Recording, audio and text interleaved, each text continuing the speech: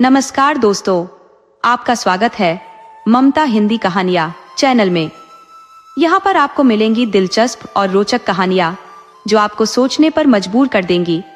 अगर आपको हमारी कहानियाँ पसंद आए तो वीडियो को लाइक करें, चैनल को सब्सक्राइब करें और अपने सुझाव कमेंट में जरूर दें। आपके सहयोग से हमारा यह चैनल और भी लोगों तक पहुँच सकेगा। धन्यवाद।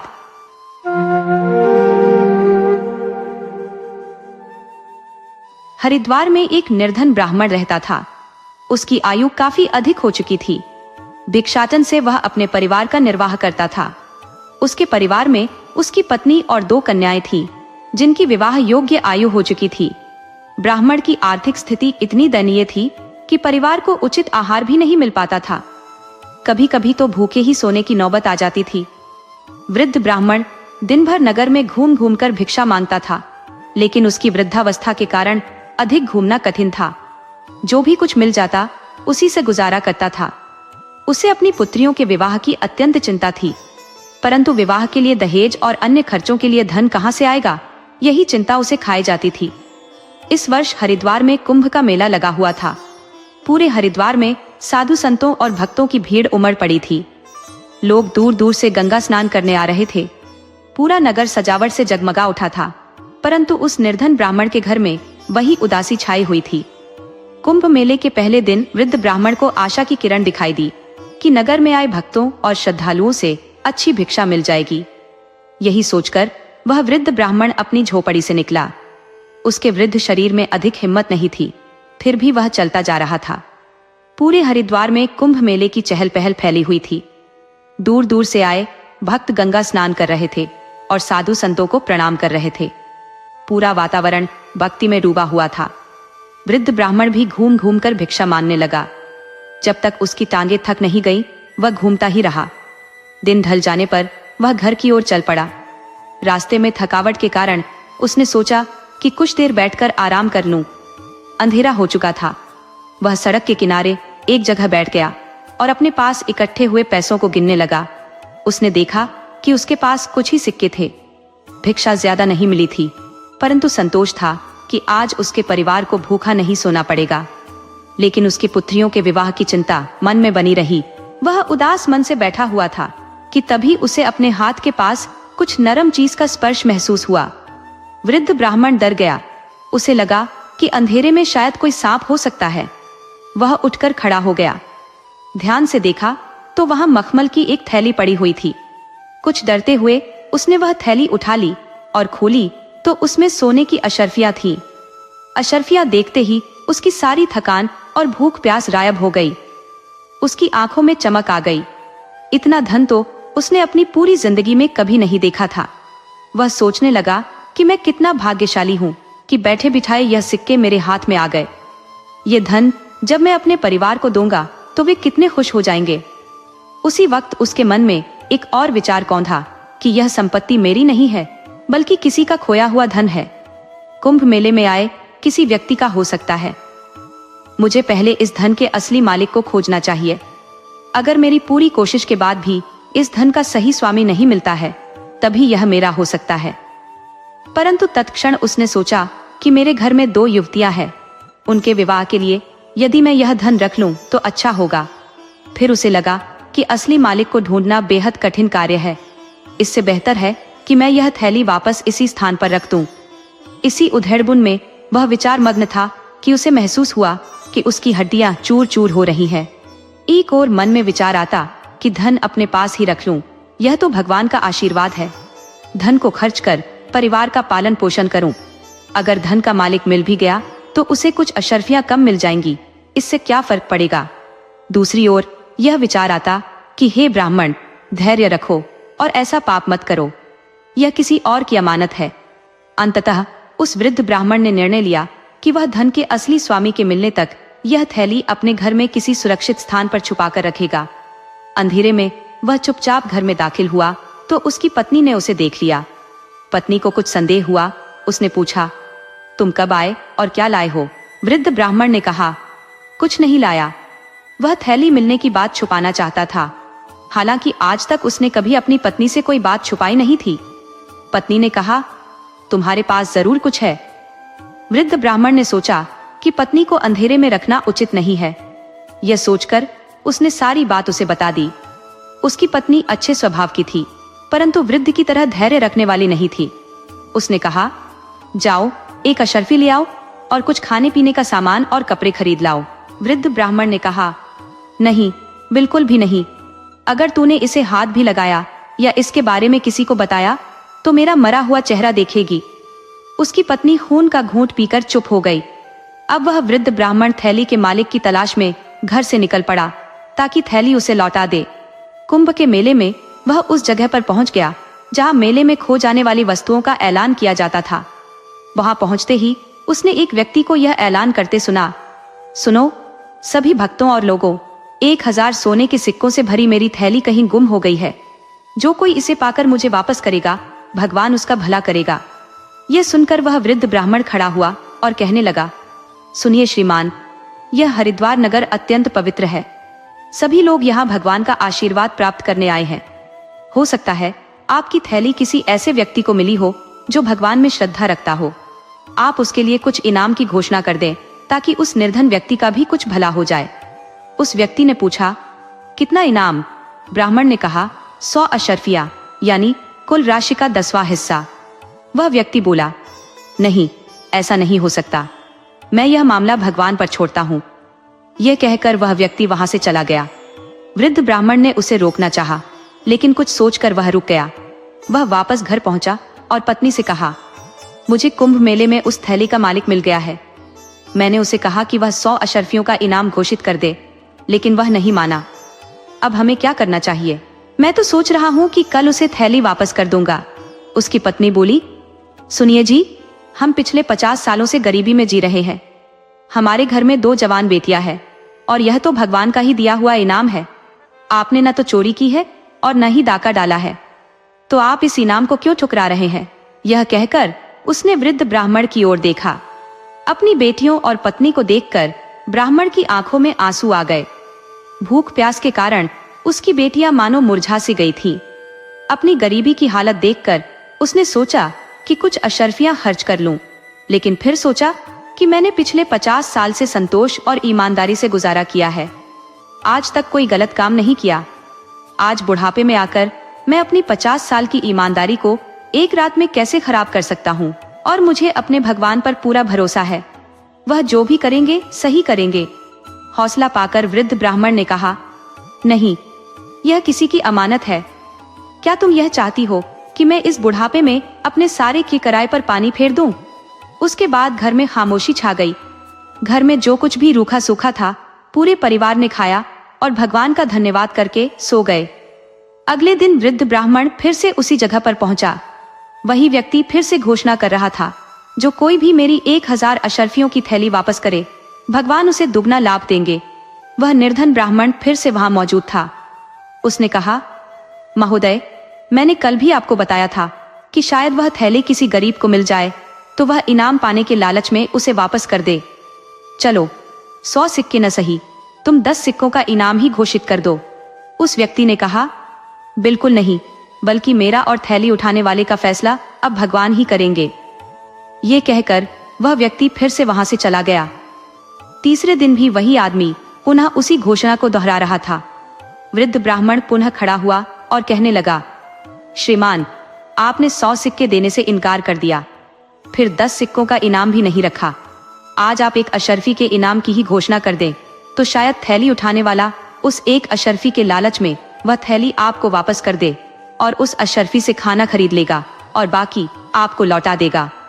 वह व्यक्ति बोला, नहीं, बल्कि मैं यह मामला भगवान पर छोड़ता हूँ। वृद्ध ब्राह्मण की आखिरी उम्मीद भी खत्म हो चुकी थी। वह सोचने लगा, अभी 1000 अशर्फियां हाथ में है, कम से कम एक ही अपने पास रख लूं ताकि भूखे परिवार के लिए कुछ खाने पीने का सामान खरीद सकूं। परंतु फिर उसके विवेक ने उसे झकझोरा, नहीं, अपने 50 साल की ईमानदारी को एक अशर्फी के लिए छोड़ देना घाटे का सौदा है। मैं भगवान को क्या मुंह दिखाऊंगा? यह सोचकर वृद्ध ब्राह्मण ने उस आदमी से कहा, आओ मेरे पीछे चलो, मैं तुम्हें तुम्हारी थैली वापस कर देता हूँ। यह सुनकर वह आदमी बड़ा खुश हुआ और वृद्ध के पीछे पीछे चल दिया।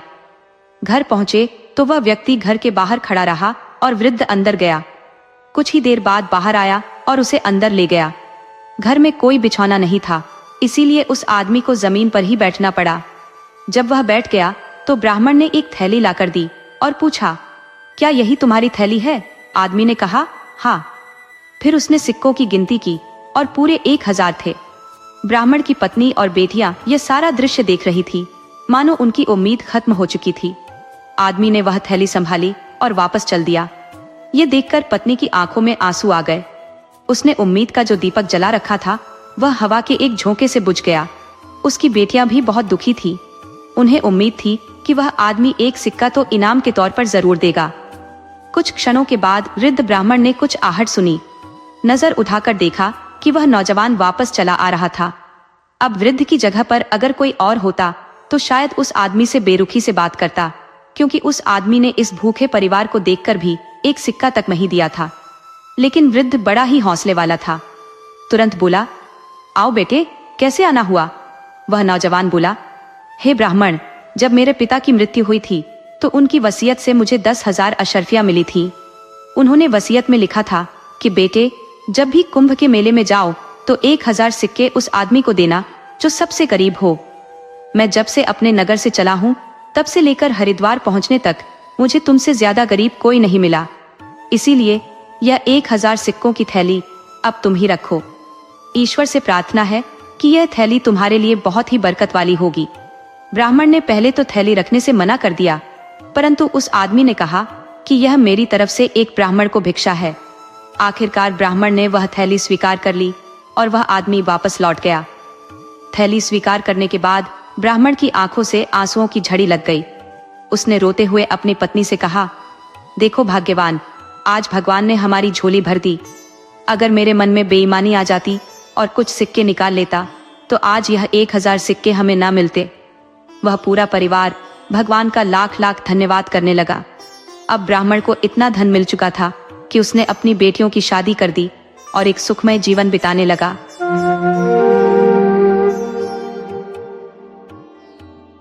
एक समय की बात है, एक आटे की चक्की का मालिक अपनी बदकिस्मती के चलते गहरी गरीबी में जीवन व्यतीत कर रहा था। उसकी चक्की पर अब कोई गेहूं पिसवाने नहीं आता था। हालत इतनी खराब हो चुकी थी कि वह अपनी पत्नी और बेटी के लिए 2 वक्त की रोटी का भी इंतजाम नहीं कर पा रहा था। चक्की के पीछे एक सेब का पेड़ खड़ा था और उसी के पास उसका टूटा फूटा घर भी था। जीवन यापन के लिए उसे जंगल से लकड़ियां काटनी पड़ती थी और जो पैसे उन लकड़ियों को बेचने से मिलते उसी से उसका घर किसी तरह चल पाता था।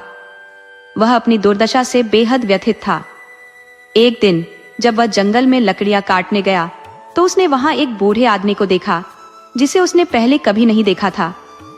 वह बूढ़ा आदमी सीधे उसके पास आया और गंभीर स्वर में बोला, तू अपनी गरीबी से इतना परेशान क्यों है? मैं तुझे धनवान बना सकता हूँ यदि तू मुझे एक वचन दे कि मैं जो चीज मांगूंगा वह तू मुझे देगा। चक्की का मालिक हैरानी में पड़ गया। उसने सोचा कि उसके पास ऐसा कुछ भी नहीं था जो वह बूढ़े को दे सकता। अपनी कठिनाइयों और अमीर बनने की लालसा में उसने बिना ज्यादा सोचे समझे बूढ़े के प्रस्ताव को स्वीकार कर लिया और वचन दे दिया। बूढ़ा आदमी रहस्यमयी हंसी के साथ बोला, मैं 3 साल बाद तेरे पास अपनी चीज लेने आऊंगा। इतना कहकर वह वहां से चला गया। चक्की का मालिक जब लकड़ियां लेकर घर लौटा तो उसकी पत्नी दौड़कर उसके पास आई और घबराए स्वर में बोली, ये अचानक घर में इतना सारा धन कहां से आया? हमारे घर के सारे बर्तन सोने और चांदी से भर गए हैं। ये सब कैसे हुआ? कोई व्यक्ति बाहर से धन लेकर तो नहीं आया? तो मुझे सच सच बताओ। मालिक ने शांत स्वर में उत्तर दिया, शायद यह उस बूढ़े आदमी की कृपा है जो मैंने जंगल में देखा था। उसने मुझसे केवल एक चीज मांगी थी और उसके बदले में इतना सारा धन देने का वादा किया था। यह सुनकर उसकी पत्नी का चेहरा गंभीर हो गया। उसने पूछा, वह बूढ़ा व्यक्ति इतने धन के बदले में कौन सी चीज मांग रहा है? मालिक ने लापरवाही से कहा, शायद वह चक्की के पीछे खड़ा सेब का पेड़ लेना चाहता होगा। परंतु उसकी पत्नी काफी समझदार थी। उसने तुरंत अंदाजा लगा लिया कि इतनी बड़ी कीमत के बदले में कोई केवल एक पेड़ क्यों मांगेगा। उसे शंका हुई कि वह बूढ़ा व्यक्ति सेब के पेड़ के बहाने उनकी बेटी को उनसे छीनने की योजना बना रहा है। असल में पत्नी का अंदेशा बिल्कुल सही था। वह बूढ़ा व्यक्ति वास्तव में एक धूर्त और क्रूर जादूगर था, जिसकी मंशा सुलोचना को पाने की थी।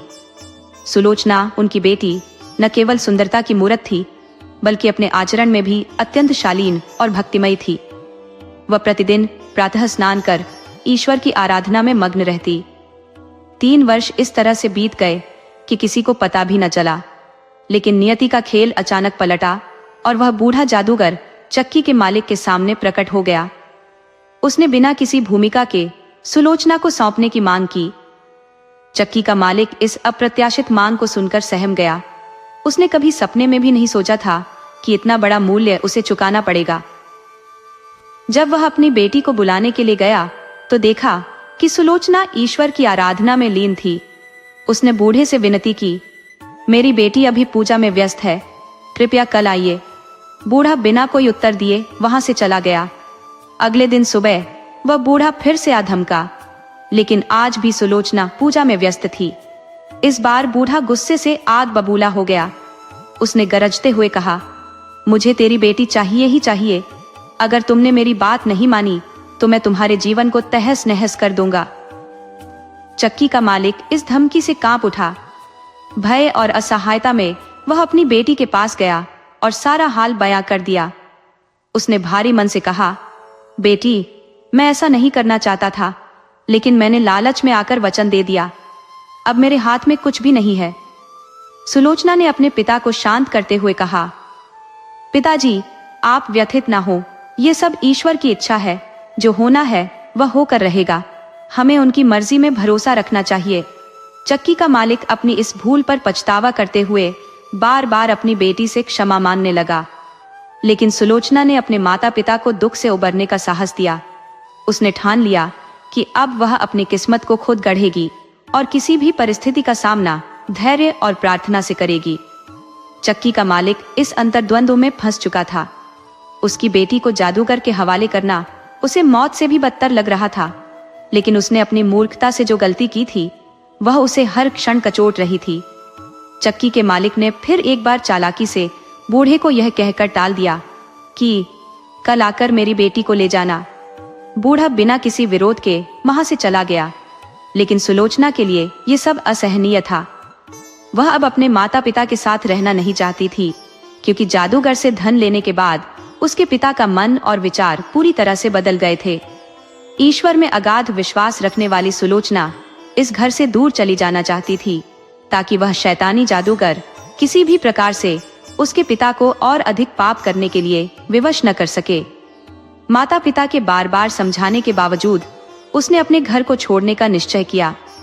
अगले दिन वह प्रातः ही घर से निकल पड़ी। चलते चलते जब सूर्य अस्ताचल की ओर बढ़ने लगा तो वह एक मनोहारी और विशाल बगीचे में जा पहुंची। दिन भर की थकावट और भूख ने उसे कमजोर बना दिया था। उसने बगीचे में लगे फलों को देखा, जिनमें से कुछ पके हुए फल शाखाओं से लटक रहे थे, लेकिन वे फल इतनी ऊंचाई पर थे कि उनके पास पहुंच पाना सुलोचना के लिए असंभव था। अपनी विवशता पर दुखी होकर वह जमीन पर बैठ गई और आंखें मूंद कर ईश्वर का ध्यान करने लगी। तभी अचानक एक अद्भुत सुंदर युवती उसके समक्ष प्रकट हुई। वह मधुर स्वर में बोली, मैं तुम्हारी सहायता के लिए आई हूं। तुम्हें भूख लगी है और इन पके हुए फलों को देखकर तुम्हारा मन व्याकुल हो रहा है। मैं अभी तुम्हारे लिए ये फल तोड़ कर लाती हूं। युवती ने बिना विलंब किए 3-4 पके हुए फल तोड़े और अपने हाथों से सुलोचना को खिलाने लगी। ये दृश्य बगीचे का माली छिपकर देख रहा था, लेकिन डर के मारे वह बिल्कुल मौन था। उसे लगा कि यह कोई अलौकिक आत्मा है जो बगीचे में प्रवेश कर गई है। सुलोचना ने अपनी भूख शांत होने के बाद उस सुंदर युवती को हृदय से धन्यवाद दिया। फिर वह झाड़ियों में छिपकर सोने चली गई। अगले दिन प्रातः जब बगीचे का स्वामी, जो कि एक रूपवान राजकुमार था, बगीचे में आया तो माली ने उसे बीती रात की घटना सुनाई। माली ने कहा, स्वामी, मैंने अपनी आंखों से देखा कि कोई अलौकिक शक्ति यहाँ आई और उस युवती को फल खिलाए। राजकुमार को उसकी बात पर विश्वास नहीं हुआ। उसने कहा, आज तक इस बगीचे में कोई भी आत्मा या भूत प्रेत नहीं आया। मुझे लगता है कि तुमने कोई सपना देखा होगा। लेकिन माली अपनी बात पर दृढ़ रहा। उसने कहा, स्वामी, मैंने जो देखा है वह सच्चाई है। राजकुमार ने कहा, ठीक है, आज रात मैं स्वयं इस बगीचे में छिपकर देखूंगा कि वास्तव में ऐसा कुछ होता है या नहीं। उधर सुलोचना दिन भर घनी झाड़ियों में छिपी रही। जब संध्या का अंधकार फैलने लगा तो वह झाड़ियों से निकलकर फलों के पेड़ के पास पहुंची और ईश्वर से प्रार्थना करने लगी। ईश्वर ने उसकी प्रार्थना सुन ली और वही सुंदर युवती पुनः प्रकट हुई। उसने 3-4 पके फल तोड़े और सुलोचना को अपने हाथों से खिलाने लगी। जैसे ही सुलोचना के सामने रखे फल समाप्त हुए, एकाएक राजकुमार, जो अपने माली के साथ विशाल वृक्ष के पीछे छिपा हुआ था, तेजी से बाहर निकला। वह गहन उत्सुकता से बोला, तुम कौन हो? क्या तुम इस संसार के निवासी हो या किसी अन्य लोक से आई हो? सुलोचना को अनजान व्यक्ति को अपने समीप देखकर भय हो गया। कांपते हुए और गिड़गिड़ाते स्वर में उसने कहा, मैं इस संसार की एक अभागी लड़की हूं। आज ईश्वर के अलावा सभी ने मुझे अकेला और बेसहारा छोड़ दिया है।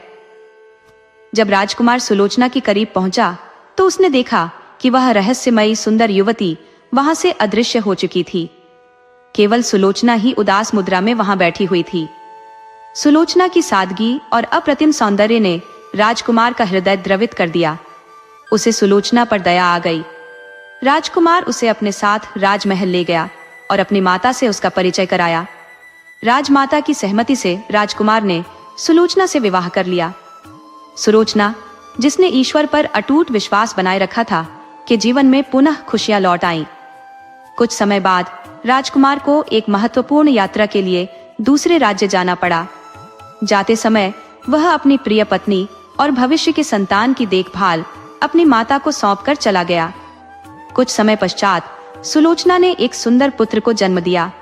इस शुभ समाचार को एक पत्र के माध्यम से राजकुमार को भेजा गया, लेकिन राह में थका हुआ दूत जब विश्राम करने के लिए रुका, तब वह धूर्त जादूगर बुधा, जो इन सब पर अपनी नजर रखे हुए था, वहां आ पहुंचा। उसने पत्र को बदलकर उसमें झूठा संदेश लिख दिया, जिसमें लिखा था कि सुलोचना ने एक विकलांग बालक को जन्म दिया है।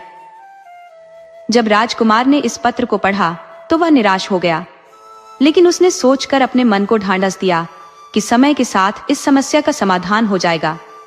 उसने अपनी माता को पत्र लिखकर कहा कि चिंता की कोई बात नहीं है और सुलोचना तथा उसके पुत्र का पूरा ध्यान रखा जाए। हालांकि जब दूत अपनी वापसी यात्रा पर फिर से विश्राम के लिए रुका तो जादूगर बुधा ने एक बार फिर चालाकी से पत्र बदल दिया। इस बार पत्र में लिखा था कि राजकुमार ने अपनी माता को आदेश दिया है कि सुलोचना और उसके नवजात पुत्र को मृत्यु के घाट उतार दिया जाए। अगले दिन जब यह पत्र राजमाता को मिला तो वह हतप्रभ रह गई। वह अपने पुत्र के इस निर्दयी आदेश को पढ़कर विचलित हो गई। उन्हें विश्वास नहीं हुआ कि उनका पुत्र इतना क्रूर हो सकता है। राजमाता, जो अपनी बहू और पोते को बेहद स्नेह करती थी, ने सुलोचना को यह बात बताई। सुलोचना ये सब सुनकर स्तब्ध रह गई, लेकिन उसने अपने बच्चे की सुरक्षा के लिए राजमहल छोड़ने का निर्णय लिया। राजमाता ने भी अपने स्नेह से विवश होकर उसे जाने की अनुमति दे दी, ताकि वह और उसका पुत्र सुरक्षित रह सके। राजमाता ने सुलोचना के साथ न तो कोई सेवक भेजा और न ही कोई दासी, ताकि यह बात राजकुमार तक न पहुंचे कि उसने उनकी सहायता की है। लंबी दूरी तय करते हुए जब सुलोचना थकान से चूर होकर एक विशाल पेड़ के नीचे बैठ गई तो उसने अश्रुपूरित नेत्रों से ईश्वर को स्मरण किया। उसके मन में यह विश्वास था कि अब केवल ईश्वर ही उनका सहारा है। सच्चे हृदय से की गई प्रार्थना के बाद जब उसने अपनी आंखें खोली तो उसके सम्मुख एक वृद्ध महिला खड़ी थी। वह कहने लगी, घबराओ मत बेटी, मेरे साथ चलो। मेरा एक छोटा सा आश्रय स्थल है, मैं तुम्हें वहां ले चलती हूँ। सुलोचना ने अपने पुत्र को बाहों में थामा और उस वृद्धा के साथ चल पड़ी। जैसे ही वे उसके घर पहुंचे, महिला ने सांत्वना देते हुए कहा, बेटी, ईश्वर ने तुम्हारी सहायता के लिए ही मुझे भेजा है। तुमने सच्ची आस्था के साथ उनकी उपासना की है, अब तुम्हें किसी भी प्रकार का कष्ट नहीं होगा। इधर अपनी यात्रा समाप्त कर जब राजकुमार राजमहल लौटा तो उसने अपनी माता से अपनी पत्नी और पुत्र के विषय में पूछा। राजमाता, जो पहले से ही आक्रोश में थी, ने अपने पुत्र को कठोर शब्दों में फटकार लगाई। राजकुमार स्तब्ध रह गया। उसने स्पष्ट किया कि उसने ऐसा कोई पत्र दूत को नहीं दिया था जिसमें उनकी मृत्यु का आदेश लिखा हो। सच्चाई जानने के बाद राजमाता को गहरा पश्चाताप हुआ। उन्होंने रोते हुए राजकुमार को सच बता दिया। राजकुमार अपनी व्यथा से व्याकुल अन्न जल त्याग कर सुलोचना और अपने पुत्र को ढूंढने निकल पड़ा। 1 वर्ष तक अथक प्रयास के बावजूद उन्हें खोजने में असफल रहा। थका मांदा राजकुमार उसी जंगल में आ पहुंचा जहां सुलोचना अपने पुत्र के साथ निवास कर रही थी। विशाल जंगल के बीच एक छोटी सी झोपड़ी देखकर वह विस्मित हो उठा। डरते डरते उसने दरवाजा खटखटाया। दरवाजा खोलने वाली वही वृद्धा थी जिसने सुलोचना को आश्रय दिया था। वृद्धा ने मुस्कुराते हुए कहा, राजकुमार, इस साधारण झोपड़ी में आपका स्वागत है। आपने यहाँ आने का कष्ट क्यों किया? राजकुमार ने उत्तर दिया, मैं अपनी पत्नी और पुत्र को ढूंढ रहा हूँ। वर्षों की तलाश के बाद भी मुझे उनका कोई पता नहीं चला। वृद्धा ने विनम्रता से राजकुमार के समक्ष भोजन प्रस्तुत किया, लेकिन उसने इनकार कर दिया। उसने कहा, मुझे कुछ भी खाने की इच्छा नहीं है। मैं केवल कुछ समय के लिए आराम करना चाहता हूँ। यदि आप अनुमति दें तो। वृद्धा ने सहानुभूतिपूर्वक कहा, आप यहाँ आराम करें राजकुमार, ये बिस्तर आपके विश्राम के लिए है। राजकुमार उस वृद्धा की आज्ञा पाकर बिस्तर पर लेट गया और अपनी आंखें मूंद ली। तभी उसे भीतर से धीमी धीमी वार्ता की आवाजें सुनाई देने लगी। वृद्धा कह रही थी, बेटी, बाहर जा और देख, तेरा पति और इस बच्चे का पिता तुम दोनों को खोजता खोजता यहाँ तक पहुँच गया है। अब जाकर उससे मिल। थोड़ी ही देर में किसी के बाहर आने की आहट सुनाई दी। राजकुमार ने तुरंत अपनी आंखें फिर से बंद कर ली। सुलोचना धीरे धीरे उसके समीप आई और उसे पहचानने का प्रयास करने लगी, लेकिन राजकुमार तो अपनी पत्नी को पहले ही पहचान चुका था। उसी क्षण सुलोचना ने भी उसे पहचान लिया। वह भावुक होकर बोली, मैं आपकी दुर्भागिनी पत्नी हूँ और यह है आपका अभागा पुत्र। सुलोचना की बात सुनकर राजकुमार की आंखें खुशी से चमक उठी। उसने तत्क्षण ईश्वर और वृद्धा का आभार प्रकट किया। फिर वह अपने पुत्र और पत्नी को लेकर राजमहल लौट आया। वहां पहुंचने पर राजमाता ने बड़े उल्लास और हर्षोल्लास से उनका स्वागत किया। दूसरी ओर सुलोचना को पाने के लिए अनेक प्रयास और षड्यंत्र रचने के बावजूद वह दुष्ट वृद्ध जादूगर असफल रहा। वह न तो सुलोचना को छू सका और न ही उसे किसी प्रकार की हानि पहुंचा सका। अंततः उसे यह भान हुआ कि जिस स्त्री की ईश्वर में अडिग श्रद्धा हो और जिसका पति उससे अपार प्रेम करता हो, उसे अपने अधीन करना असंभव है।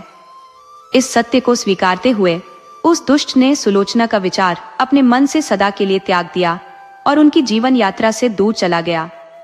इसके पश्चात सुलोचना अपने पति और पुत्र के संग सुखमय और आनंदपूर्ण जीवन व्यतीत करने लगी।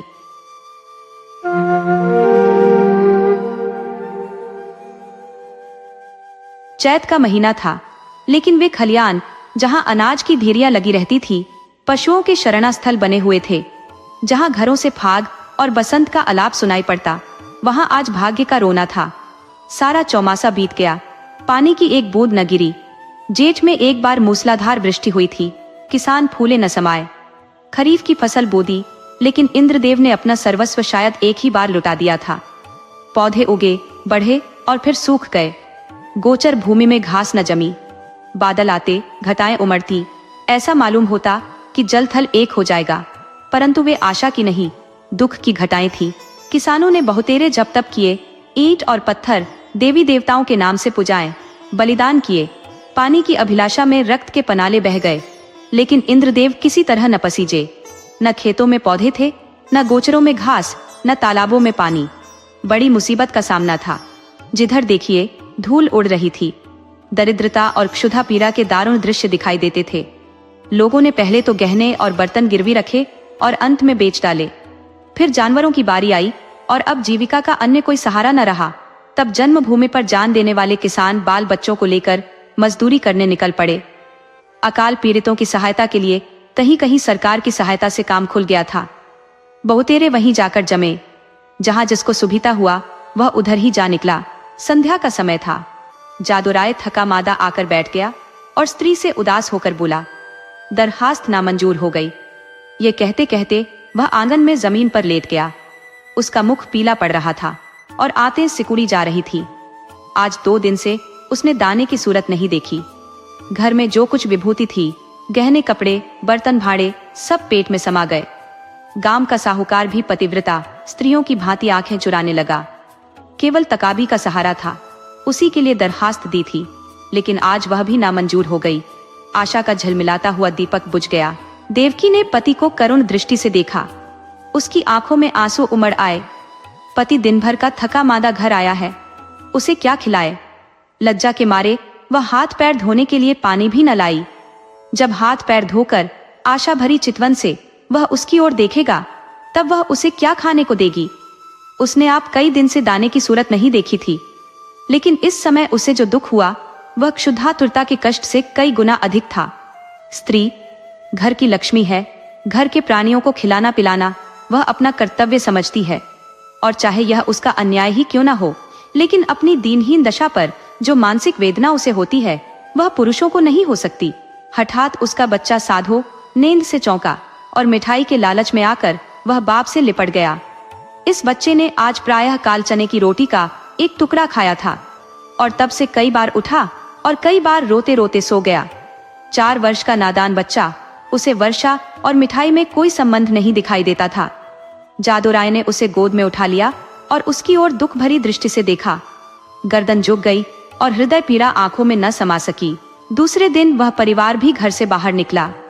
जिस तरह पुरुष के चित्त अभिमान और स्त्री की आंख से लज्जा नहीं निकलती, उसी तरह अपनी मेहनत से रोटी कमाने वाला किसान भी मजदूरी की खोज में घर से बाहर नहीं निकलता। लेकिन हाँ पापी पेट, तू सब कुछ कर सकता है।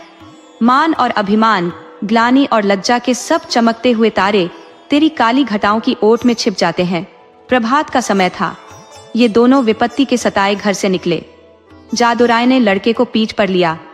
देवकी ने फटे पुराने कपड़ों की वह गठरी सिर पर रखी, जिस पर विपत्ति को भी तरस आता। दोनों की आंखें आंसुओं से भरी थी। देवकी रोती रही, जादू राय चुपचाप था। गांव के 2-4 आदमियों से भेंट भी हुई, किसी ने इतना भी नहीं पूछा कि कहाँ जाते हो। किसी के हृदय में सहानुभूति का वास न था। जब ये लोग लालगंज पहुंचे, उस समय सूर्य ठीक सिर पर था। देखा, मीलों तक आदमी ही आदमी दिखाई देते थे, लेकिन हर चेहरे पर दीनता और दुख के चिन्ह झलक रहे थे। बैसाख की जलती हुई धूप थी। आग के झोंके जोर जोर से हरहराते हुए चल रहे थे। ऐसे समय में हड्डियों के अगणित ढांचे, जिनके शरीर पर किसी प्रकार का कपड़ा न था, मिट्टी खोदने में लगे हुए थे। मानो वह मरघट भूमि थी, जहां मुर्दे अपने हाथों अपनी कब्र खोद रहे थे। बूढ़े और जवान, मर्द और बच्चे, सब के सब ऐसे निराश और विवश होकर काम में लगे हुए थे, मानो मृत्यु और भूख उनके सामने बैठी घूर रही है। इस आफत में न कोई किसी का मित्र था, न ही तो। दया, सहृदयता और प्रेम, ये सब मानवीय भाव है, जिनका कर्ता मनुष्य है। प्रकृति ने हमको केवल एक भाव प्रदान किया है, और वह स्वार्थ है। मानवीय भाव बहुधा कपटी मित्रों की भांति हमारा साथ छोड़ देते हैं, पर यह ईश्वर प्रदत्त गुण हमारा गला नहीं छोड़ता। 8 दिन बीत गए थे। संध्या समय काम समाप्त हो चुका था। डेरे से कुछ दूर आम का एक बाग था। वहीं एक पेड़ के नीचे जादू राय और देवकी बैठी हुई थी। दोनों ऐसे कृश हो रहे थे कि उनकी सूरत नहीं पहचानी जाती थी। अब वह स्वाधीन कृषक नहीं रहे। समय के हेर फेर से आज दोनों मजदूर बने बैठे हैं। जादू राय ने बच्चे को जमीन पर सुला दिया। उसे कई दिन से बुखार आ रहा है। कमल सा चेहरा मुरझा गया है। देवकी ने धीरे से हिलाकर कहा, बेटा आंखें खोलो, देखो सांझ हो गई। साधु ने आंख खोल दी। बुखार उतर गया था। बोला, क्या हम घर आ गए माँ? घर की याद आ गई। देवकी की आंखें डबडबा आईं। उसने कहा, नहीं बेटा, तुम अच्छे हो जाओगे तो घर चलेंगे। उठकर देखो कैसा अच्छा बाग है। साधु माँ के हाथों के सहारे उठा और बोला, माँ मुझे बड़ी भूख लगी है, लेकिन तुम्हारे पास तो कुछ नहीं है। मुझे क्या खाने को दोगी? देवकी के हृदय में चोट लगी, पर धीरज धर के बोली, नहीं बेटा, तुम्हारे खाने को मेरे पास सब कुछ है। तुम्हारे दादा पानी लाते हैं तो नरम नरम रोटियां अभी बनाए देती हूँ। साधु ने माँ की गोद में सिर रख लिया और बोला, माँ मैं न होता तो तुम्हें इतना दुख न होता। यह कहकर वह फूट फूट कर रोने लगा। यह वही बेसमझ बच्चा है जो 2 सप्ताह पहले मिठाइयों के लिए दुनिया सिर पर उठा लेता था। दुख और चिंता ने कैसा अनर्थ कर दिया है। यह विपत्ति का फल है। कितना दुखपूर्ण, कितना करुणाजनक व्यापार है। इसी बीच में कई आदमी लालटेन लिए हुए वहां आए। फिर गाड़ियां आईं। उन पर डेरे और खेमे लदे हुए थे। दम के दम यहाँ खेमे गड़ गए। सारे बाग में चहल पहल नजर आने लगी। देवकी रोटियां सेक रही थी।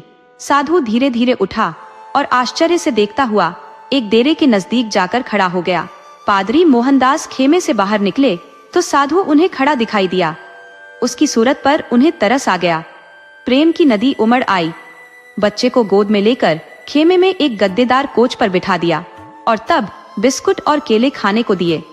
लड़के ने अपनी जिंदगी में इन स्वादिष्ट चीजों को कभी न देखा था। बुखार की बेचैन करने वाली भूख अलग मार रही थी। उसने खूब मन भर खाया और तब कृतज्ञ नेत्रों से देखते हुए पादरी साहब के पास जाकर बोला, तुम हमको रोज ऐसी चीजें खिलाओगे? पादरी साहब इन भोलेपन पर मुस्कुरा के बोले, मेरे पास इससे भी अच्छी अच्छी चीजें हैं। इस पर साधु राय ने कहा, अब मैं रोज तुम्हारे पास आऊंगा। माँ के पास ऐसी अच्छी चीजें कहा? वह मुझे रोज चने की रोटियां खिलाती है। उधर देवकी ने रोटियां बनाई और साधु को पुकारने लगी। साधु ने माँ के पास जाकर कहा, मुझे साहब ने अच्छी अच्छी चीजें खाने को दी हैं।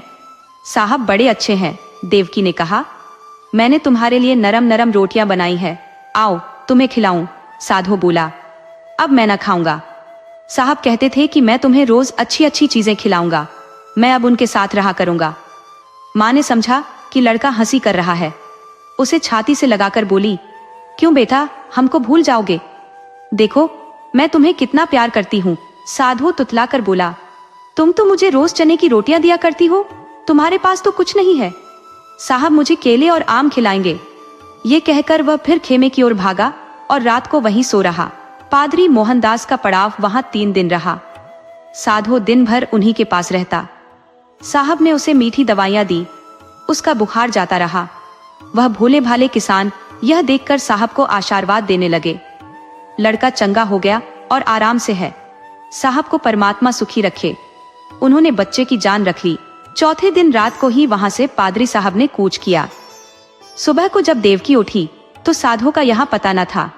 उसने समझा कहीं तबके ढूंढने गया होगा, किंतु थोड़ी देर देखकर उसने जादूराय से कहा, लल्लू यहाँ नहीं है। उसने भी यही कहा, कहीं तबके ढूंढता होगा। लेकिन जब सूरज निकल आया और काम पर चलने का वक्त हुआ तब जादूराय को कुछ संशय हुआ। उसने कहा, तुम यहीं बैठी रहना, मैं अभी उसे लिए आता हूँ।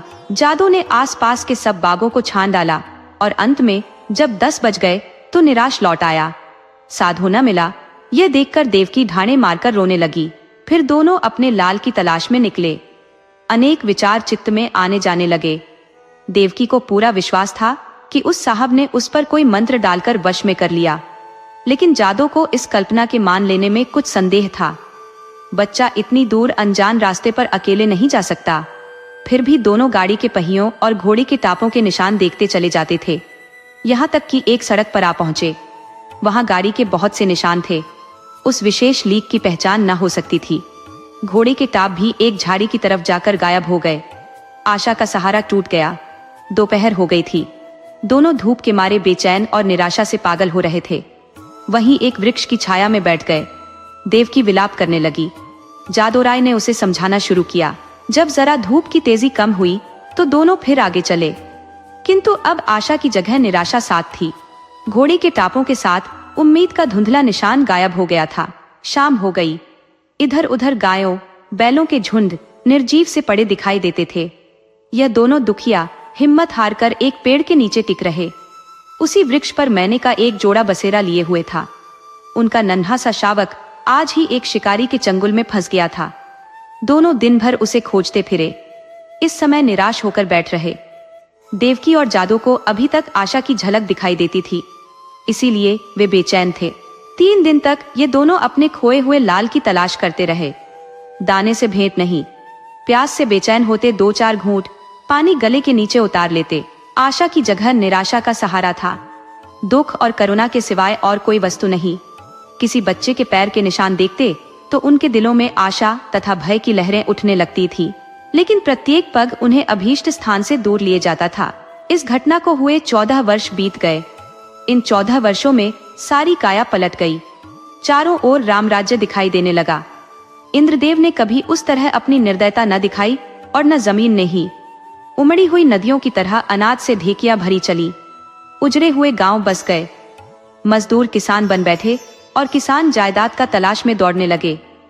वही चैत के दिन थे। खलियानों में अनाज के पहाड़ खड़े थे। भाट और भिखमंगे किसानों की बढ़ती के तराने गा रहे थे। सुनारों के दरवाजे पर सारे दिन और आधी रात तक ग्राहकों का जमघट लगा रहता था। दर्जी को सिर उठाने की फुर्सत न थी। इधर उधर दरवाजों पर घोड़े हिनहिना रहे थे। देवी के पुजारियों को अजीर्ण हो रहा था। जादोराय के दिन भी फिरे। घर पर छप्पर की जगह खपरैल हो गया है। दरवाजे पर अच्छे बैलों की जोड़ी बंधी हुई है। वह अब अपनी बहली पर सवार होकर बाजार जाया करता है। उसका बदन अब उतना सुडौल नहीं है। पेट पर इस सुदशा का विशेष प्रभाव पड़ा है और बाल भी सफेद हो चले हैं। देवकी की गिनती भी गांव की बूढ़ी औरतों में होने लगी है। व्यावहारिक बातों में उसकी बड़ी पूछ हुआ करती है। जब वह किसी पड़ोसिन के घर जाती है तो वहां की बहुएं भय के मारे थरथराने लगती है। उसके कटु वाक्य और तीव्र आलोचना की सारे गांव में ढाक बंधी हुई है। महीन कपड़े अब उसे अच्छे नहीं लगते, लेकिन गहनों के बारे में वह उतनी उदासीन नहीं है। उनके लिए जीवन का दूसरा भाग इससे कम उज्जवल नहीं है। उनकी 2 संतानें हैं। लड़का माधो सिंह अब खेतीबाड़ी के काम में बाप की मदद करता है। लड़की का नाम शिव गौरी है। वह भी माँ को चक्की पीसने में सहायता दिया करती है और खूब गाती है। बर्तन धोना उसे पसंद नहीं, लेकिन चौका लगाने में निपुण है। गुड़ियों के ब्याह करने से उसका जी कभी नहीं भरता। आए दिन गुड़ियों के विवाह होते रहते हैं। हाँ, इनमें किफायत का पूरा ध्यान रहता है। खोए हुए साधु की याद अभी बाकी है। उसकी चर्चा नित्य हुआ करती है और कभी बिना रुलाए नहीं रहती। देवकी कभी कभी सारे दिन उस लाडले बेटे की सुध में अधीर रहा करती है। सांझ हो गई थी। बैल दिन भर के थके मांदे सिर झुकाए चले आते थे। पुजारी ने ठाकुर द्वारे में घंटा बजाना शुरू किया। आजकल फसल के दिन है, रोज पूजा होती है। जादोराय खाट पर बैठे नारियल पी रहे थे।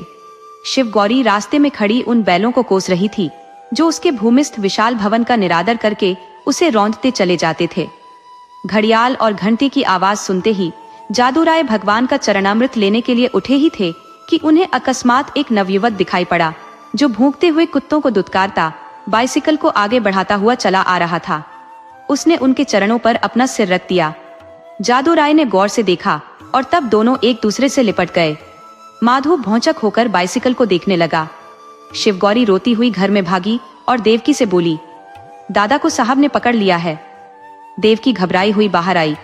साधु उसे देखते ही उसके पैरों पर गिर पड़ा। देवकी से छाती से लगाकर रोने लगी। गांव के मर्द, औरतें और बच्चे सब जमा हो गए। मेला सा लग गया। साधु ने अपने माता पिता से कहा, मुझ अभागे से जो कुछ अपराध हुआ हो उसे क्षमा कीजिए। मैंने अपनी नादानी से स्वयं बहुत कष्ट उठाए और आप लोगों को भी दुख दिया, लेकिन अब मुझे अपनी गोद में लीजिए। देवकी ने रोकर कहा, जब हमको छोड़कर भागे थे तो हम लोग तुम्हें 3 दिन तक बेदाना पानी के ढूंढते रहे, पर जब निराश हो गए तब अपने भाग्य को रोकर बैठ रहे। तब से आज तक कोई ऐसा दिन न गया कि तुम्हारी सुधि न आई हो। रोते रोते एक युग बीत गया। अब तुमने खबर ली है। बताओ बेटा, उस दिन तुम कैसे भागे और कहां जाकर रहे? साधु ने लज्जित होकर उत्तर दिया, माताजी, अपना हाल क्या कहूं? मैं पहर रात रहे आपके पास से उठकर भागा। पादरी साहब के पड़ाव का पता शाम ही को पूछ लिया था। बस पूछता हुआ उनके पास दोपहर को पहुंच गया। साहब ने मुझे पहले समझाया कि अपने घर लौट जाओ, लेकिन जब मैं किसी तरह राजी ना हुआ तो उन्होंने मुझे पूना भेज दिया। मेरी तरह वहां सैकड़ों लड़के थे। वहां बिस्कुट और नारंगियों का भला क्या जिक्र। जब मुझे आप लोगों की याद आती मैं अक्सर रोया करता, मगर बचपन की उम्र थी। धीरे धीरे उन्हीं लोगों से हिल मिल गया। हाँ, जब से कुछ होश हुआ है और अपना पराया समझने लगा हूँ, तब से अपनी नादानी पर हाथ मलता रहा हूँ। रात दिन आप लोगों की रट लगी हुई थी। आज आप लोगों के आशीर्वाद से यह शुभ दिन देखने को मिला। दूसरों में बहुत दिन काटे, बहुत दिनों तक अनाथ रहा। अब मुझे अपनी सेवा में रखिए, मुझे अपनी गोद में लीजिए। मैं प्रेम का भूखा हूँ। बरसों से मुझे जो सौभाग्य नहीं मिला वह अब दीजिए। गांव के बहुत से बुढ़े जमा थे। उनमें से जगत सिंह बोले, तो क्यों बेटा, तुम इतने दिनों तक पादरियों के साथ रहे? उन्होंने तुमको भी पादरी बना लिया होगा? साधु ने सिर झुकाकर कहा, जी हाँ, यह तो उनका दस्तूर है। जगत सिंह ने जादूराय की तरफ देखकर कहा, यह बड़ी कठिन बात है। साधु बोला, बिरादरी, मुझे जो प्रायश्चित बतलाएगी मैं उसे करूंगा। मुझसे जो कुछ बिरादरी का अपराध हुआ है नादानी से हुआ है, लेकिन मैं उसका दंड भोगने के लिए तैयार हूँ। जगत सिंह ने फिर जादूराय की तरफ कनखियों से देखा और गंभीरता से बोले, हिंदू धर्म में ऐसा कभी नहीं हुआ है। यो तुम्हारे माँ बाप तुम्हें अपने घर में रख लें, तुम उनके लड़के हो, मगर बिरादरी कभी इस काम में शरीक ना होगी। बोलो जादूराय, क्या कहते हो? कुछ तुम्हारे मन की भी तो सुन ले। जादूराय बड़ी दुविधा में था। एक ओर तो अपने प्यारे बेटे की प्रीति थी, दूसरी ओर बिरादरी का भय मारे डालता था। जिस लड़के के लिए रोते रोते आंखें फूट गई, आज वहीं सामने खड़ा आंखों में आंसू भरे कहता है, पिताजी मुझे अपनी गोद में लीजिए, और मैं पत्थर की तरह अचल खड़ा हूँ। शोक, इन निर्दयी भाइयों को किस तरह समझाऊं, क्या करूं, क्या न करूं। लेकिन माँ की ममता उमड़ आई। देवकी से न रहा गया। उसने अधीर होकर कहा, मैं अपने घर में रखूंगी और कलेजे से लगाऊंगी। इतने दिनों के बाद मैंने उसे पाया है, अब उसे नहीं छोड़ सकती। जगत सिंह रुष्ट होकर बोले, चाहे बिरादरी छूट ही क्यों न जाए। देवकी ने भी गर्म होकर जवाब दिया, हाँ, चाहे बिरादरी छूट जाए। लड़के वालों ही के लिए आदमी बिरादरी की आड़ पकड़ता है। जब लड़का न रहा तो भला बिरादरी किस काम आएगी। इस पर कई ठाकुर लाल लाल आंखें निकालकर बोले, ठाकुराइन, ठाकुराइन, बिरादरी की तो खूब मर्यादा करती हो। लड़का चाहे किसी रास्ते पर जाए, लेकिन बिरादरी छू तक न करे। ऐसी बिरादरी कहीं होगी? हम साफ साफ कह देते हैं कि अगर यह लड़का तुम्हारे घर में रहा तो बिरादरी भी बता देगी कि वह क्या कर सकती है। जगत सिंह कभी कभी जादूराय से रुपये उधार लिया करते थे।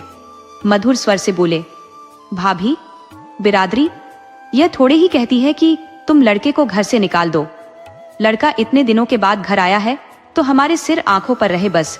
जरा खाने पीने और छूत छात का बचाव बना रहना चाहिए। बोलो जादू भाई, अब बिरादरी को कहाँ तक दबाना चाहते हो?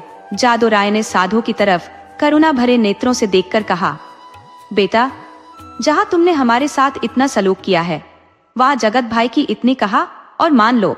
साधु ने कुछ तीक्ष्ण शब्दों में कहा, क्या मान लूं?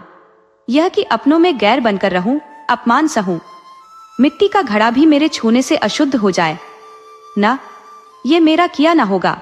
इतनी निर्लज्ज नहीं। जादूराय को पुत्र की यह कठोरता अप्रिय मालूम हुई। वे चाहते थे कि इस वक्त बिरादरी के लोग जमा है, उनके सामने किसी तरह समझौता हो जाए, फिर कौन देखता है कि हम उसे किस तरह रखते हैं। चढ़कर बोले, इतनी बात तो तुम्हें माननी ही पड़ेगी। साधुराय इस रहस्य को न समझ सका। बाप की इस बात में उसे निष्ठुरता की झलक दिखाई पड़ी। बोला, मैं आपका लड़का हूँ, आपके लड़के की तरह रहूंगा।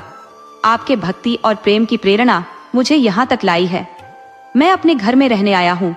अगर यह नहीं है तो इसके सिवा मेरे लिए इसके और कोई उपाय नहीं है कि जितनी जल्दी हो सके यहाँ से भाग जाऊं। जिनका खून सफेद है उनके बीच में रहना व्यर्थ है। देवकी ने रोकर कहा, लल्लो, मैं अब तुम्हें न जाने दूंगी। साधु की आंखें भर आईं, पर मुस्कुराकर बोला, मैं तो तुम्हारी थाली में खाऊंगा। देवकी ने उसे ममता और प्रेम की दृष्टि से देखकर कहा, मैंने तो तुझे छाती से दूध पिलाया है, तू मेरी थाली में खाएगा तो क्या?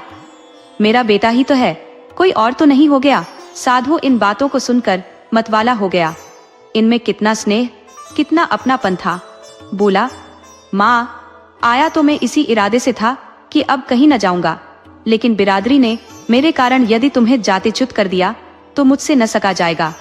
मुझसे इन गंवारों का कोरा अभिमान न देखा जाएगा। इसलिए इस वक्त मुझे जाने दो। जब मुझे अवसर मिला करेगा तो तुम्हें देख जाया करूंगा। तुम्हारा प्रेम मेरे चित्त से नहीं जा सकता, लेकिन यह असंभव है कि मैं इस घर में रहूं और अलग खाना खाऊं, अलग बैठूं। इसके लिए मुझे क्षमा करना। देवकी घर में से पानी लाई। साधु मुंह धोने लगा। शिव गौरी ने माँ का इशारा पाया तो डरते डरते साधु के पास गई। साधु को आदर पूर्वक दंडवत की। साधु ने पहले उन दोनों को आश्चर्य से देखा, फिर अपनी माँ को मुस्कुराते देख समझ गया। दोनों लड़कों को छाती से लगा लिया और तीनों भाई बहन प्रेम से हंसने खेलने लगे। माँ खड़ी यह दृश्य देखती थी और उमंग से फूली न समाती थी। जलपान करके साधु ने बाइसिकल संभाली और माँ बाप के सामने सिर झुकाकर चल खड़ा हुआ। वहीं जहाँ से तंग होकर आया था, उसी क्षेत्र में जहाँ अपना कोई न था। देवकी फूट फूट कर रो रही थी और जादूराय आंखों में आंसू भरे हृदय में एक ऐंठन सी अनुभव करता हुआ सोचता था, हाय मेरे लाल, तुम मुझसे अलग हुआ जाता है। ऐसा योग्य और होनहार लड़का हाथ से निकला जाता है, और केवल इसलिए कि अब हमारा खून सफेद हो गया।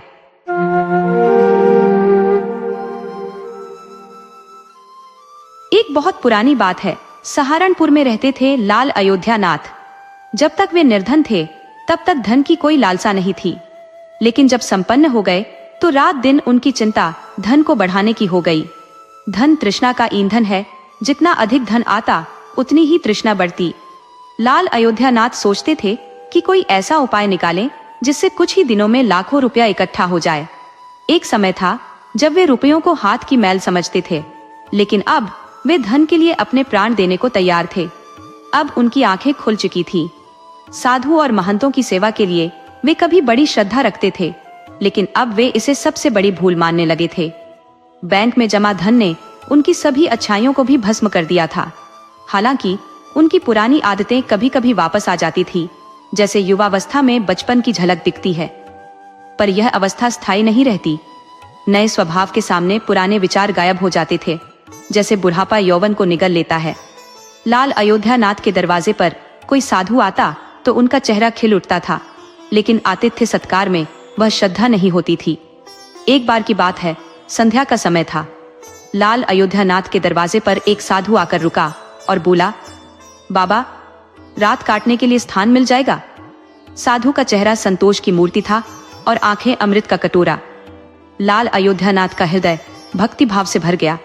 वह झुककर बोले, सर, आंखों पर।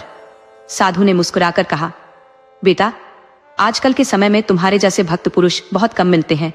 संसार से धर्म का भाव जैसे उठ गया है। अयोध्यानाथ का हृदय खुशी से खिल उठा। साधु की प्रशंसा सुनकर उन्हें ऐसा प्रतीत हुआ मानो उन्हें स्वर्ग मिल गया हो। मुस्कान होठों तक आई, लेकिन उन्होंने दबा ली। वे बोले, महाराज, यदि साधु संतों की सेवा न की तो इस मानव जीवन का क्या लाभ? साधु महाराज अंदर आए। लाल अयोध्यानाथ ने स्वागत सत्कार में कोई कसर नहीं छोड़ी। बासमती चावल, मीठे दही के बड़े, दाल और भजियों का पूरा प्रबंध किया। यह सब देख साधु का हृदय प्रसन्न हो गया। रात भर बातें चलती रहीं, ज्ञान और भक्ति के द्वार खुले रहे। अंततः अयोध्यानाथ ने पूछा, महाराज, आप साधु कैसे बने? साधु ने मुस्कुराकर उत्तर दिया, बेटा, बुढ़ापा आ गया है। क्या सारी उम्र गृहस्थी में ही फंसा रहूंगा? कुछ हरि भजन भी तो करना चाहिए। तुम्हारी कृपा से 10 कमाए, 5 पुत्र हैं और 1 कन्या। अब सारा रुपया पैसा उन्हें दे दिया है और तीर्थ यात्रा पर जा रहा हूँ। अयोध्यानाथ ने साधु की ओर देखा और पूछा, तो आपने अपना सब कुछ बच्चों को दे दिया या अपने पास भी कुछ रखा है? साधु ने उत्तर दिया, मेरे हाथ में जो यह लाठी देख रहे हो, यह अंदर से खोखली है। इसमें मैंने 11 सोने की मोहरें रखी है। यात्रा में कभी कभी धन की आवश्यकता पड़ जाती है। ये कहते कहते साधु को नींद आ गई, लेकिन अयोध्यानाथ की आंखों में नींद नहीं थी। वह बार बार लाठी को देखते और मन ही मन में कुछ सोचते रहते। लाभ और धर्म के बीच संघर्ष चलता रहा। अंत में लालच ने धर्म को पछाड़ दिया। अयोध्यानाथ ने लाठी उठा ली, परंतु हाथ कांप रहे थे। उनकी अंतरात्मा ने एक बार फिर से फड़फड़ाना शुरू किया, लेकिन लाभ के दृढ़ हाथों ने उसका गला घोट दिया। उन्होंने लाठी खोलकर उसमें से सोने की मोहरें निकाल ली और उनकी जगह साधारण सिक्के भर दिए। पाप का जादू चल चुका था। अगली सुबह हुई। साधु हरिद्वार जाने को तैयार हुआ। अयोध्यानाथ का हृदय बैठा जा रहा था। उन्हें डर था कि कहीं साधु को संदेह न हो जाए। इस विचार से उनके चेहरे का रंग उड़ता जा रहा था, परंतु साधु को इस घटना की कुछ भी खबर नहीं थी। वह मुस्कुराते हुए बातें करता और रात के आतिथ्य सत्कार के लिए बार बार धन्यवाद देता था। चलते समय अयोध्यानाथ ने कहा, महाराज, मेरे यहाँ संतान नहीं है। आप ईश्वर से प्रार्थना करें। हम पापी लोग हैं, हमारी प्रार्थना का असर नहीं होता। आप महात्मा हैं, परमात्मा आपकी जरूर सुनेगा। साधु ने उत्तर दिया, सुनेगा या नहीं यह तो वही जाने, परंतु मैं तुम्हें आशीर्वाद देता हूँ कि भगवान तुम्हें संतान दे। यह कहकर साधु चला गया। अयोध्यानाथ के सर से जैसे बोझ उतर गया।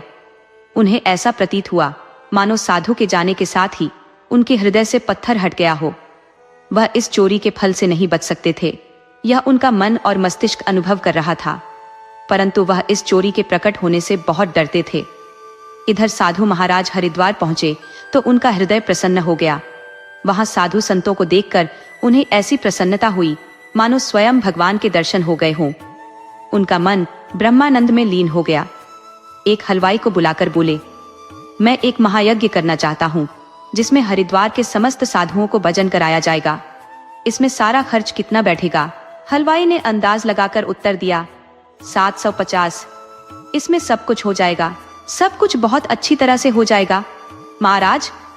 साधु ने थोड़ी देर के लिए सोचा और फिर कहा, तुम यह सब प्रबंध कर सकोगे? जी बिल्कुल कर सकेंगे, हलवाई ने उत्तर दिया। तो फिर सारा प्रबंध तुम ही करो, जो खर्चा होगा मैं दे दूंगा।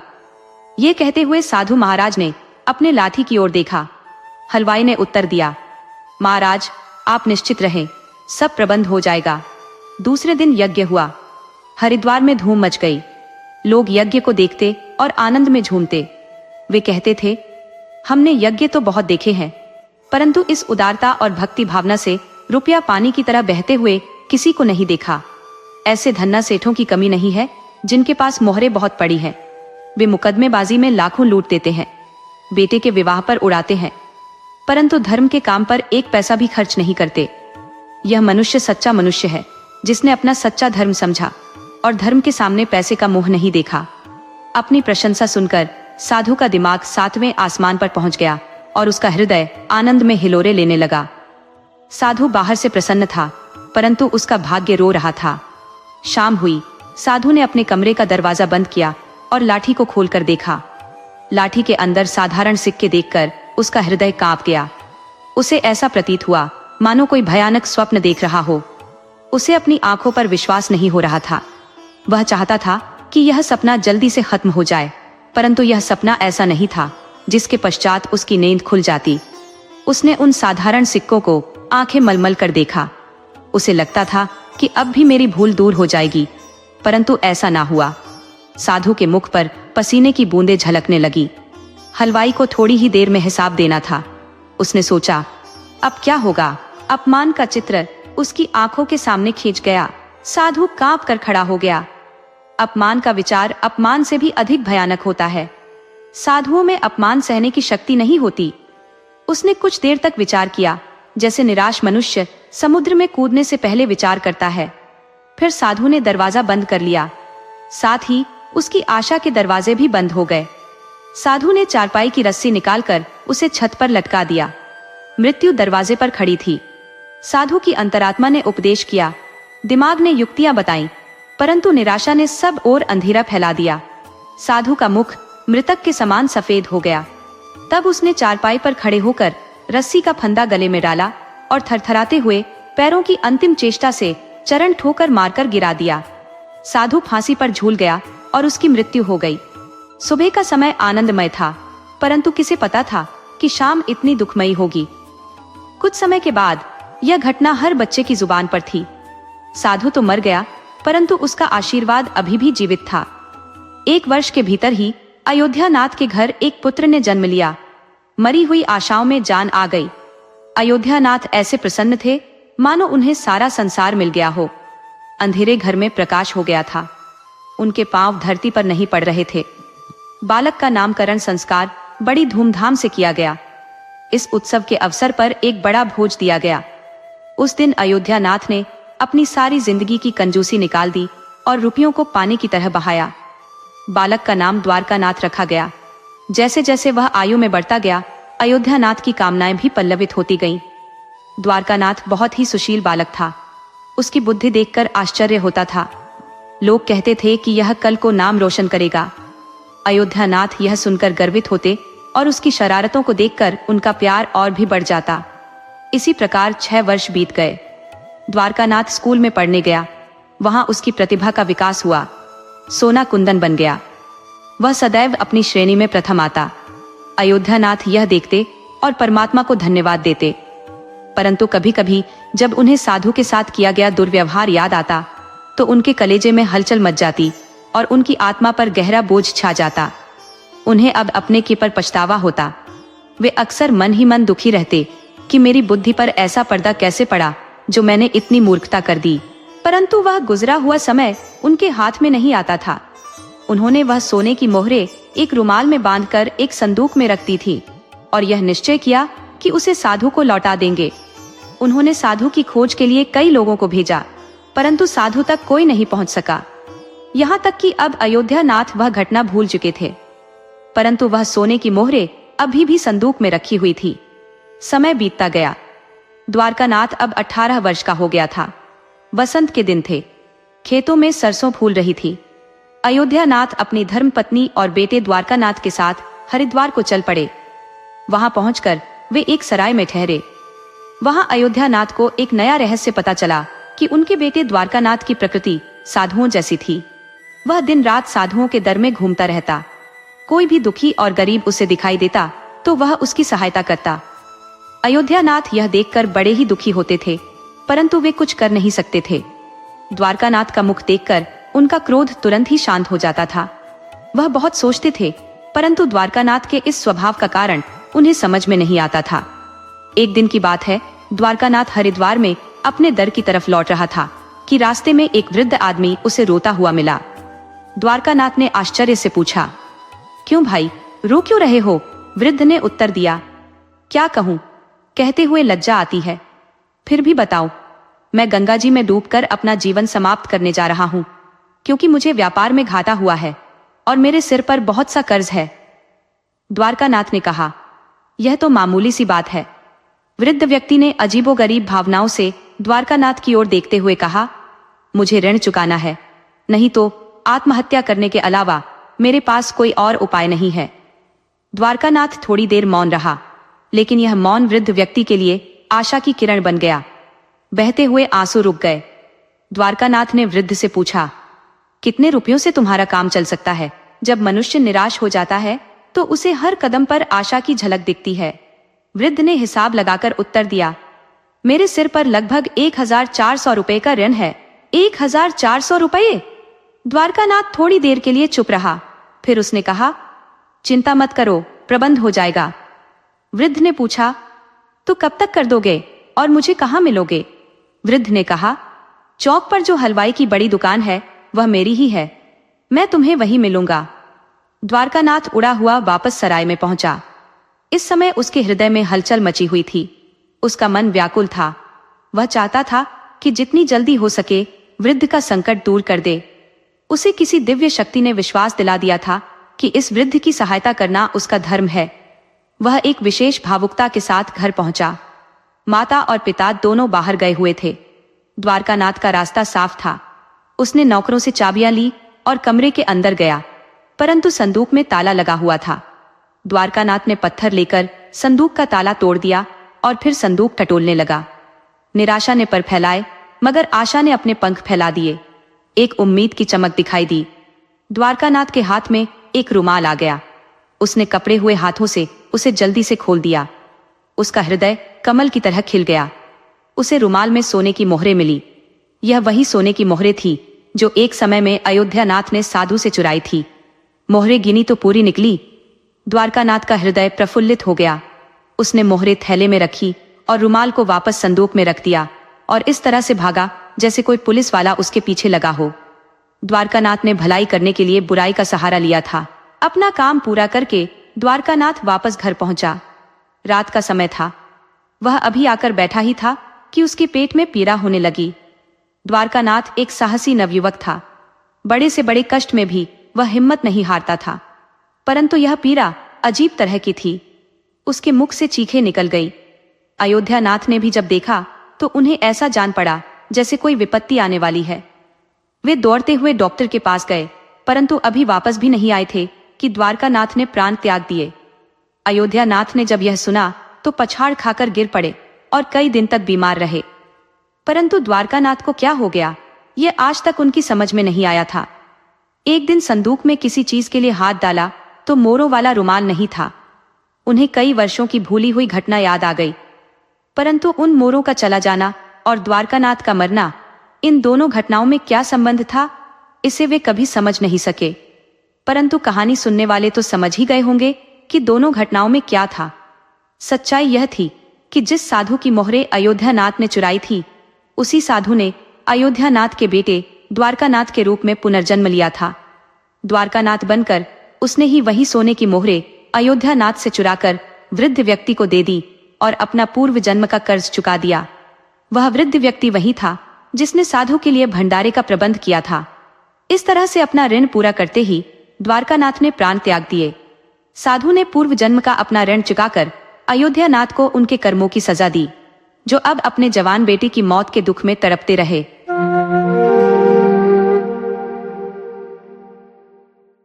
बहुत समय पहले रतनगढ़ गांव में एक गवैया रहता था जिसका नाम रामेश्वर था।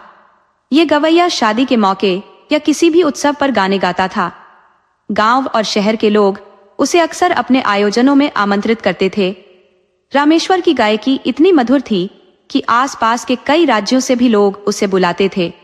इस वजह से उसकी आमदनी भी अच्छी थी। जब भी वह दूसरे राज्यों में गाने के लिए जाता तो उसे और भी ज्यादा इनाम मिलता था। लेकिन वापसी के समय वह अपने धन को लेकर बहुत चिंतित रहता था। डरता था कि कहीं रास्ते में कोई चोर या लुटेरा उसे लूट न ले। परंतु सौभाग्य से उसके साथ कभी कोई अनहोनी नहीं हुई और वह सुरक्षित अपने धन के साथ घर लौट आता था। रामेश्वर के पड़ोस में एक आदमी रहता था जो उससे बहुत ईर्ष्या करता था। उसका मानना था कि रामेश्वर बिना किसी खास मेहनत के ही धनी होता जा रहा है। जब रामेश्वर अपने घर पर गाने का अभ्यास करता था तो पड़ोसी को बहुत क्रोध आता था। कई बार तो उसने इस बात पर रामेश्वर से झगड़ा भी किया था। वह रामेश्वर से कहता था कि जब तुम अपने घर पर गाने का अभ्यास करते हो तो मेरी नींद खराब हो जाती है और तुम्हारी आवाज गधे की आवाज जैसी है। तुम गाना गाने का अभ्यास कहीं और जाकर किया करो। रामेश्वर शांत स्वभाव का सज्जन आदमी था, इसलिए वह अपने पड़ोसी की बातों को नजरअंदाज कर देता था। एक बार रामेश्वर को कई जगह गाने के मौके मिले और उसे इनाम में बहुत धन प्राप्त हुआ। उसने सोचा कि इतना सारा धन घर में रखना ठीक नहीं है, इसलिए इसे कहीं जमीन में गाड़ देना चाहिए। उसने अपने धन की एक पोटली बनाई और रात के समय उसे अपने घर के पीछे वाले बगीचे में गाड़ने का फैसला कर लिया। इधर रामेश्वर का पड़ोसी जानता था कि इस समय रामेश्वर की अच्छी कमाई हो रही है, इसलिए वह हमेशा उसकी चौकीदारी करता रहता था। जब रामेश्वर रात के समय बगीचे में अपना धन गाड़ने के लिए गया तो पड़ोसी जो उसकी निगरानी कर रहा था उसने रामेश्वर को देख लिया। उसने सोचा कि जरूर ही रामेश्वर अपना सोना गाड़ने गया होगा, क्योंकि इसी वजह से वह रात को वहां पर गया है। जब रामेश्वर वापस चला गया तो थोड़ी देर बाद वह पड़ोसी दबे पांव चुपचाप बगीचे में घुस गया और बिना कोई आवाज किए वह जगह खोदकर सोने की पोटली निकाल ली। जब उसने पोटली खोली तो उसमें सचमुच सोना भरा हुआ पाया। वह बहुत प्रसन्न हुआ और उसे पूर्ववत जगह बनाकर सोने की पोटली लेकर दबे पांव अपने घर लौट गया। कुछ दिनों बाद गवैये रामेश्वर को पता चला कि उसका धन चोरी हो गया है। उसने कई बार अपने पड़ोसी को अपनी चौकीदारी करते और घर के चक्कर लगाते देखा था, इसलिए उसका पहला शक अपने झगड़ालू पड़ोसी पर ही गया। अब वह यह सोचने लगा कि अपना धन उससे कैसे वापस ले। रामेश्वर ने धन चोरी की बात किसी को नहीं बताई। इसी बीच राज्य के राजा ने अपने दरबार में गाना गाने का निमंत्रण भेजा। रामेश्वर बहुत खुश हो गया और राज दरबार में हाजिर हो गया। उसने राजा के सामने बहुत ही सुरीला गाना गाया। महाराज इतने प्रसन्न हुए कि उसे स्वर्ण मुद्राओं से भरी हुई एक थैली इनाम में दे दी। रामेश्वर वह धन लेकर घर आ गया, परंतु अब वह यह सोचने लगा कि इसे सुरक्षित कैसे रखे और साथ ही अपना पुराना धन पड़ोसी से कैसे निकाले। उसने अपने दिमाग में एक योजना बनाई। वह अपने पड़ोसी के घर गया और उससे कहा, दोस्त, मैं तुमसे एक सलाह मांगने आया हूं। मेरे पास धन से भरा हुआ एक थैला था जिसे मैंने अपने घर के पीछे वाले बगीचे में गाड़ दिया था। अब मुझे राजा ने एक और थैली सोने की अशर्फिया दी है। इस थैली को अब मैं कहाँ रखूं, कुछ समझ में नहीं आ रहा है। पड़ोसी यह सुनकर खुश हो गया कि उसे सोने से भरा हुआ एक और थैला हड़पने का मौका मिलेगा। क्योंकि रामेश्वर ने पहले वाले धन की चोरी के बारे में किसी को नहीं बताया था, पड़ोसी ने सोचा कि रामेश्वर को अभी तक पहले वाले धन की चोरी के बारे में जानकारी नहीं है। ये सोचकर पड़ोसी बोला, इसमें इतना सोचने की क्या बात है, इस थैली को भी वहीं गाड़ दो जहां पहले वाला धन गाड़ा था। धन्यवाद दोस्त, तुम्हारी सलाह के लिए बहुत बहुत धन्यवाद। ये कहकर गवैया रामेश्वर अपने घर चला गया। गवैया के जाते ही पड़ोसी के मन में यह विचार आया कि यदि यह गवैया मेरी सलाह मानकर अपने सोने का थैला वहीं गाड़ने जाएगा तो सच सामने आ जाएगा कि पहले वाला धन चोरी हो चुका है। इससे शायद वह अपना दूसरा थैला वहां न गाड़े, इसलिए मुझे पहले ही पुराने धन का थैला वापस वहीं गाड़ देना चाहिए। जब वह अपना दूसरा सोने का थैला भी वहां गाड़ देगा तब मैं सारा धन एक साथ निकाल लूंगा। फिर पड़ोसी रात को बगीचे में गया और गवैया का पुराना धन का थैला वहां गाड़ने लगा, परंतु रामेश्वर पहले से ही सतर्क था। वह उस रात सोया नहीं था क्योंकि उसकी योजना के अनुसार पड़ोसी को पुराने धन का थैला वहां गाड़ना चाहिए था। रामेश्वर ने पड़ोसी को छिपकर देखा कि उसने पुराने धन का थैला गाड़ा और चला गया। कुछ देर बाद रामेश्वर अपने घर से निकला और उसने अपना पुराना धन निकाला। फिर उसने पत्थरों से भरा हुआ एक नया बड़ा सा थैला वहां गाड़ दिया। दूसरी तरफ पड़ोसी को भी नींद कहाँ थी, वह इस योजना को लेकर सतर्क था। उसने देखा कि गवैये ने एक छोटा थैला जमीन से निकाला और उसकी जगह एक बड़ा सा थैला वहां गाड़ दिया। वह यह सोचकर बहुत खुश हो गया कि उसे पहले से भी ज्यादा सोना मिलेगा। अगली सुबह और पूरा दिन उसने बड़ी ही कठिनाई से काटा।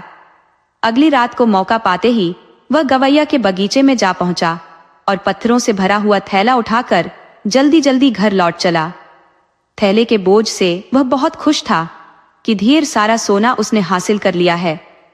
पर घर आकर जब उसने थैले को खोला तो अपना माथा पीट लिया क्योंकि थैले में सोने की बजाय पत्थरों के टुकड़े पड़े थे।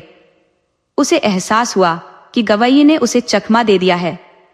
इस तरह गवैये रामेश्वर ने अपनी चालाकी और चतुराई से अपने चोर पड़ोसी से अपना चुराया हुआ सोना वापस ले लिया।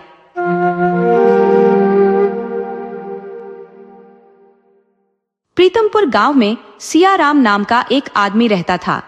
सियाराम बहुत ही कंजूस आदमी था और सारा गांव उसकी कंजूसी से भली भांति परिचित था। सियाराम के पास धन संपत्ति होते हुए भी कभी वह अपने यहाँ पैसे खर्च नहीं करता था, तो दूसरों को दान दक्षिणा देना तो बहुत दूर की बात थी। एक दिन वह पड़ोसी गांव से जंगल के रास्ते अपने गांव लौट रहा था। रास्ते में एक पेड़ के नीचे उसे एक बूढ़ा आदमी दिखाई दिया।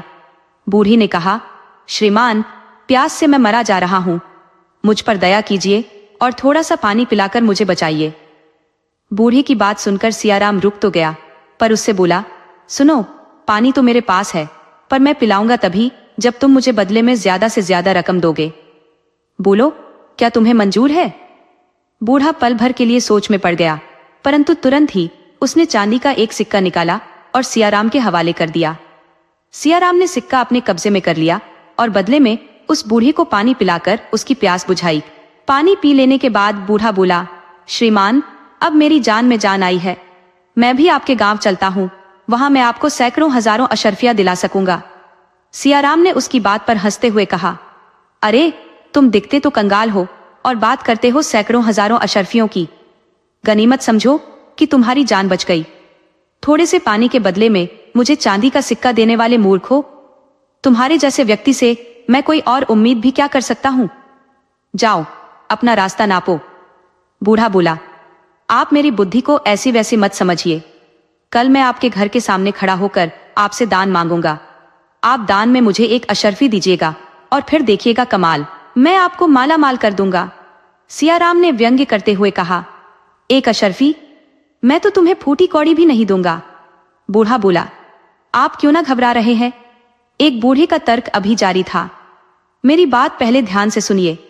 आप मुझे एक अशर्फी दान में देंगे तो आपके पड़ोसी और दूसरे लोग यही समझेंगे कि मुझ में जरूर कोई बात है जो आप जैसा व्यक्ति मुझे दान दे रहा है।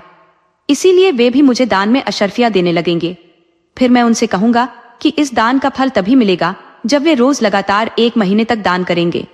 मेरे पास अशर्फियां इकट्ठी हो जाएंगी और मैं आपको रोजाना 100 अशर्फियां देना शुरू कर दूंगा। सियाराम ने थोड़ा विचार करते हुए कहा, बात तो तुम पते की कर रहे हो, यदि तुमने मुझे धोखा दे दिया तो? बूढ़े ने जवाब दिया, तो अभी मुझे एक अशर्फी दे दीजिए और कल मुझे वही अशर्फी दान स्वरूप लौटाइएगा। सियाराम ने मान लिया और बूढ़ा सियाराम के साथ उसके गांव की ओर चल पड़ा। दूसरे दिन वही सब कुछ हुआ जो तय हुआ था। गांव में यह खबर हवा की तरह फैल गई कि यहाँ एक बूढ़ा आया है जो बहुत ही पहुंचा हुआ है और सियाराम ने उसे एक अशर्फी दान में दी है। लोग हैरान थे कि क्या सियाराम भी किसी को कुछ भेंट स्वरूप दे सकता है। जरूर, यह बूढ़ा अद्भुत चमत्कार वाला होगा, वरना सियाराम जैसा कंजूस किसी को कुछ देने वाला नहीं है। अब हर किसी के मन में उस बूढ़े से वरदान पाने की इच्छा होने लगी। धनी व्यापारी ही नहीं, आम लोग भी उस बूढ़े के पास जाने लगे और उसके सामने भेंट स्वरूप एक अशर्फी रख देते थे और अपना माथा नवाकर वहां से लौट जाते थे। इस तरह से बूढ़े ने ढेर सारी अशर्फियां इकट्ठी कर ली।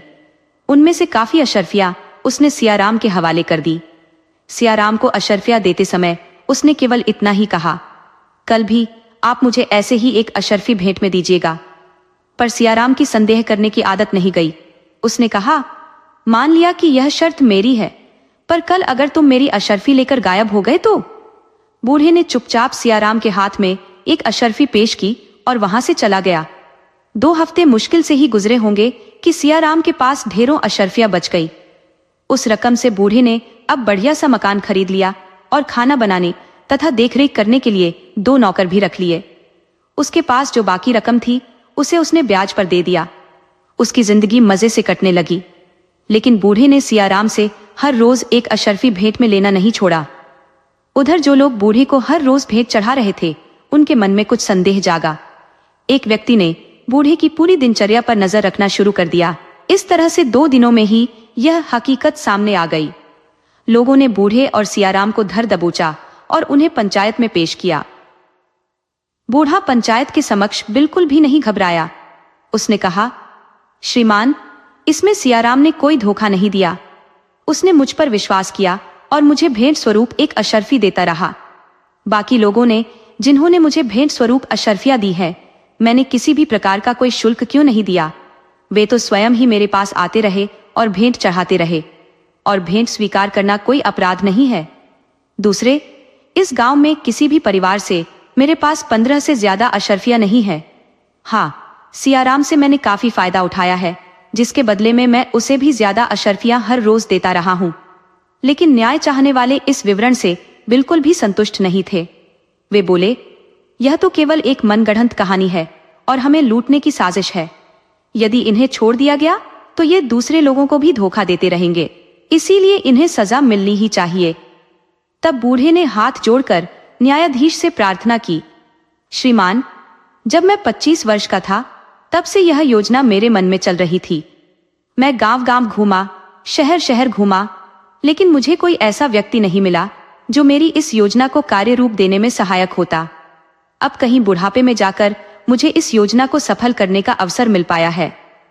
न्यायाधीश ने कहा, हम तुम पर कैसे विश्वास करें? क्या तुम्हें अपनी योजना को सफल करने के लिए यही गांव मिला? दूसरी जगहों पर तुम असफल क्यों रहे? बूढ़े ने उत्तर दिया, दूसरी जगहों पर लोग सियाराम जैसे कंजूस व्यक्ति का अनादर करते थे। ऐसे कंजूस व्यक्तियों की समाज में कोई प्रतिष्ठा नहीं थी, ना ही वे लोग ऐसे कंजूस व्यक्तियों का अनुसरण करते थे। इसीलिए अपनी योजना को अमल में लाने का मुझे कभी मौका नहीं मिला। यहाँ पर बात दूसरी है। यहाँ अनेक लोग सियाराम जैसे कंजूस व्यक्ति के ही रास्ते पर चलना चाहते थे और उससे लाभ उठाना चाहते थे। इसीलिए मुझे यहाँ पर कामयाबी मिली। बूढ़ी की बात पंचायत के सरपंच और न्याय चाहने वालों की समझ में आ गई। वे शर्म के मारे पानी पानी हो रहे थे। उधर सरपंच भी असलियत समझ गया था। उसने जान लिया था कि इस घोटाले के पीछे लोगों की स्वार्थ सिद्धि है, न कि बूढ़े की चालबाजी। इसीलिए निर्णय बूढ़े और सियाराम के पक्ष में हुआ। इस घटना ने सियाराम को भी झकझोर कर रख दिया। उसे जैसे किसी ने आईने में उसका असली चेहरा दिखा दिया हो। उसमें एकदम परिवर्तन आ गया। अब वह वाला कंजूस सियाराम नहीं रहा। अब वह एक सच्चा धनी और एक सच्चा समाजसेवी बन चुका था।